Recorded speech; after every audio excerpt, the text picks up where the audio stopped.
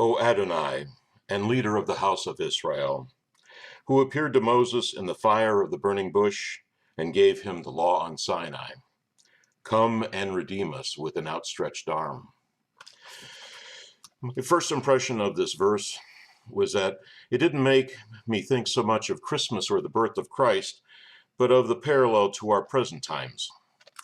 With the loose backstory of the Israelites having traveled and travailed long in the desert, they were weary and feeling hopeless after years in the desert.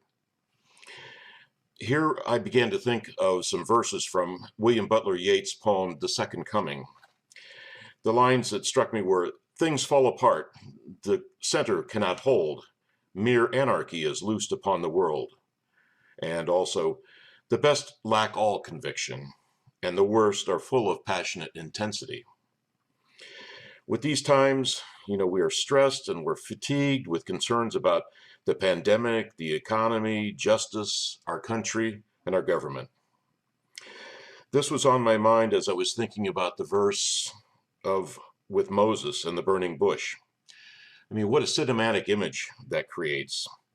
And again, my mind was wandering into other directions where I was thinking of the image of Charlton Heston as the heroic leader, and also the less heroic, but maybe more relatable image of Mel Brooks as Moses in History of the World, Part 1. We want the hero to tell us what to do and provide the peace of having the authority that he provides on speaking on the behalf of God. But what we usually get is the more messy and less sure leader of Mel Brooks, where when God asks him, "Can you hear me?" he says, "A deaf man could hear you." He begins to bring the tablets of at that point in the movie, 15 commandments to his people when he falters and drops one of the tablets, now saying, "Here are the 10 commandments." We want things to look and happen the way we want them to. We want to hear and be touched by God in a way that leaves us no doubt.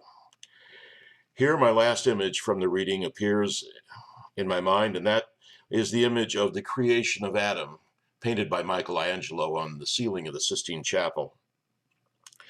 We want to feel the hand of God on us. God is touching Adam, creating mankind in the picture. During this season, we're reminded and should keep remembering that God is always with us on our journey. We're in a continuum as part of mankind, and God is with us throughout. We don't always recognize or realize that, but that's to our detriment. When we least expect it, He's there to touch us. We hear Him, and He provides solace and consolation. But we often block His outstretched hand when we are burdened with our own cares and desires, leaving no open space for God to touch us.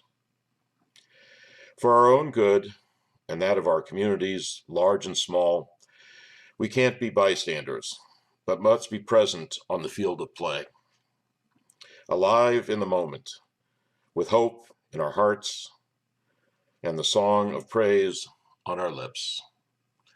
O come, Emmanuel.